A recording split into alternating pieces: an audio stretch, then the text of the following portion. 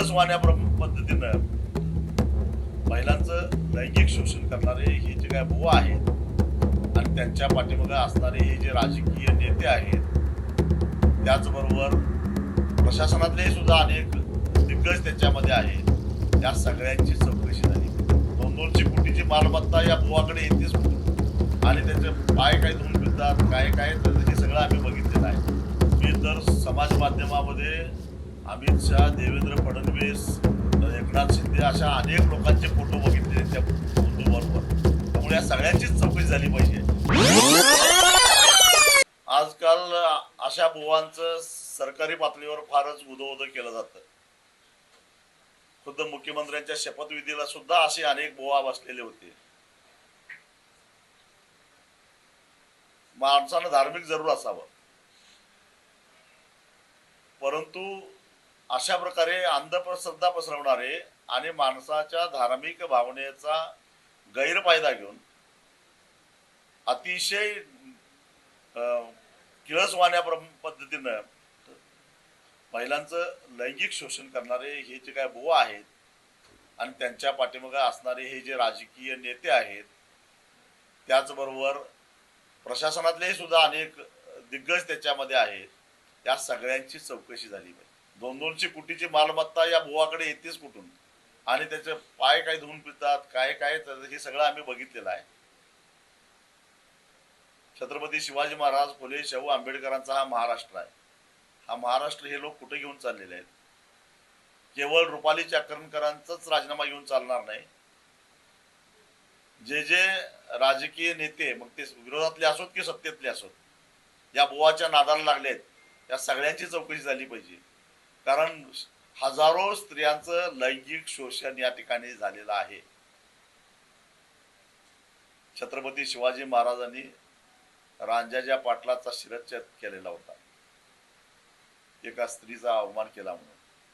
तो हा महाराष्ट्र आहे, हे विसरू नका.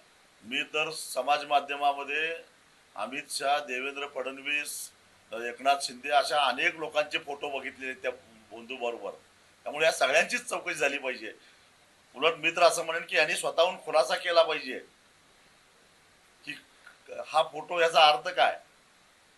गर्दीत कळत न कळतपणे फोटो काढणं वेगळं, कारण बऱ्याच वेळा होतंय सार्वजनिक जीवनामध्ये समोर असलेला माणूस कोण आहे, कसा आहे माहिती नसतं आणि कुणीतरी फोटो काढतं. परंतु एखाद्या कार्यक्रमाच्या निमित्तानं, एखाद्या विशेष कार्यक्रमाच्या निमित्तानं जेव्हा आपण अशा बंधू बरोबर बसतो, त्यावेळी तो कोण आहे आणि त्याला ज्या पद्धतीनं सन्मान मिळतो हे अत्यंत गंभीर आहे. आणि त्याचाच गैरफायदा घेऊन हे लोक दिनदुबळ्या स्त्रियांचं शोषण करत असतात, त्यांना भीती घालत असतात, त्यांना कायद्याचा धाक राहत नाही. आणि त्यामुळे याची सखोल चौकशी झाली पाहिजे. नाही झाली तर जनतेनं याचा जाब विचारला पाहिजे. अरे, आपल्या आया बहिणीच्या आबरूला काही किंमत आहे का नाही? आपण त्याच्यावर काय बोलणार आहोत का नाही? किती दिवस हे तोंड मिटून सहन करायचं, याचा विचार प्रत्येक सामान्य माणसानं सुद्धा विचार केला पाहिजे. ज्या दिवशी भगतसिंगांचा शहादत दिवस आहे आणि या भगतसिंगांच्या स्मृती दिनादिवशी कोकणातला शेतकरी बऱ्याच वर्षानंतर आक्रमकपणे रस्त्यावर उतरतोय. ज्या सरकारनं त्याच्या मागण्याकडे दुर्लक्ष केलं, बेदखल केलं, त्या सरकारवरचा रोष व्यक्त करण्यासाठी म्हणून मुंबई गोवा राष्ट्रीय महामार्ग चक्काजाम करून रोखून धरायचा निर्णय 12 मार्चलाच आम्ही पालकमंत्र्यांच्या मार्फत सरकारला कळवलेला होता. 10 दिवस थांबलो आम्ही, परंतु निर्णय काय अजून झालेला नाही आहे.